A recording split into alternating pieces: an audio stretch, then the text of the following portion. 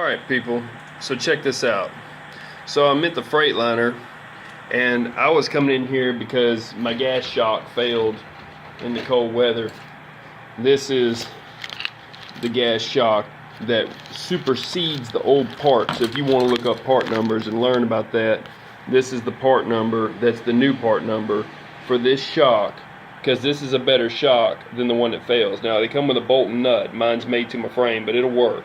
Okay, it's the shock that fails in cold weather. They replaced it. They won't go warranty on it. They won't say it should be a recall, but I'm fine. At least they fixed the problem. Yeah, it's going to cost me, but I wanted to show something real quick. I'm in here and talking to this guy, and I've done this on a Mack truck. I've never done it on a Freightliner, but this is what we got. And I'll show some parts that I recommend keeping on a truck too. This guy here, this leaks like a sieve from around this seal. Sometimes they leak from the back. It's part of your valve set. Sometimes they leak through that hole. And this is how it is. And he sat in here for since 3 o'clock this afternoon, about 7 hours, until he figured out, hey, I could just take the cover off the dash. And that's where you do, is you start learning, you know. Take the cover off the dash, go in there and unscrew it. So it's the brake warning switch is what it is. And it unscrews from the valve set.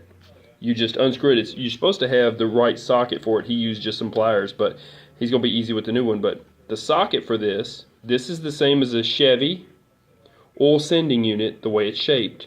You can use the socket with a lot of points, okay? You can use an adjustable wrench, but it may slip off. But to reach in there, you can't get an adjustable wrench in there. So it's good to have the socket, but an oil sending unit, socket comes out and has a cut in it for the wire to hang out. That's the only difference. It's not going to hurt you any.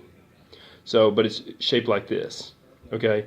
And they have switch sockets that are shaped like this too. So you may get one with a cut in the side and a hole in the side of it, and then a socket head, or you might get one that's solid, as long as it fits this shape. So you need a socket that fits this shape. I'm teaching that because of that, and to let you know you can change this, and it cost him $8.13. I wrote down what he told me it was. It was a 2007 Freightliner Century with a cat air sensor warning switch. So I want to show some stuff you ought to have. I'm in here shopping is what I'm doing. I'll be honest with you. These are fuses and relays. That's going to fix my problem with my brake mitigation system in the rain. I'm going to take the plug off, put that in there and fix it. But just go in there with stuff, you know. I'm changing these out. New O-rings. These right here will save your wrist. Keep your wrist pretty from being messed up with carpal tunnel. You know, but you got to keep 50-50 mix. You ain't always going to be able to get that. Lucas, but also I've got some anti-gel coming. I picked up some WD-40, some bungee cords, the extra belt. I have the older belt, but I want new belts, new spare belts. This is an air compressor governor. I've been meaning to teach about this. Listen, people, if you have any kind of a problem with your dryer system at all, you won't know it until you shut off your truck and it freezes and it pops this. Okay, this is a spare for that reason. This one's 75 bucks. Most trucks are only about 15 bucks. All it takes to take this thing off is going to be probably an Allen wrench, same as everything else. Same as the older ones, but we'll find out when I get into it. But he did me a schematic up. Now, when you buy a part, check this out. Get them to print it out.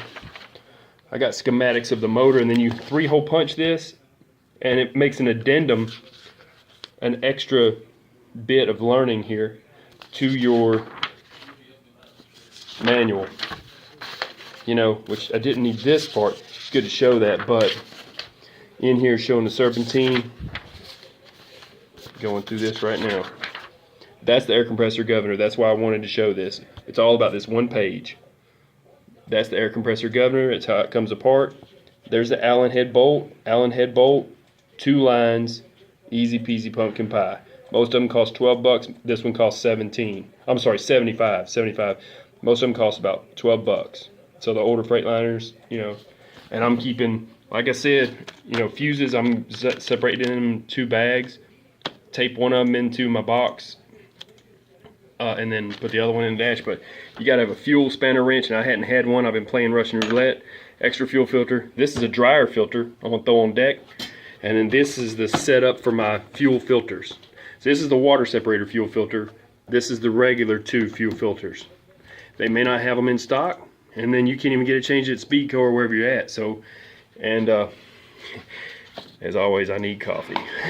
So I'm just showing, hey, look, this is the problem, but it led me to refit, and all this other crap's mine too.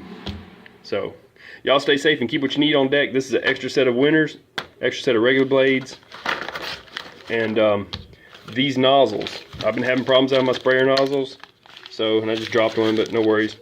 This is the sprayer nozzle, okay, for your wiper. If it doesn't spray a lot, the hole in there might need to be cut out a little bit. It could be made wrong, and I'm replacing mine. So that's it, and that's all. Y'all stay safe. So I taught you about an air compressor governor. Taught you about these switches. Yes, you can keep one of these in stock, you know, on hand. $8, you beat the wrecker.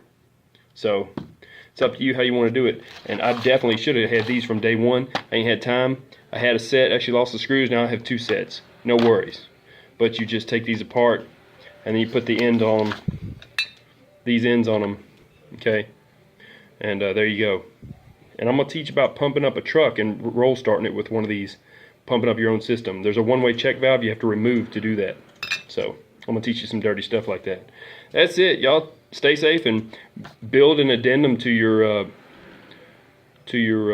manual, you know, by getting anything printed out that you change, you know.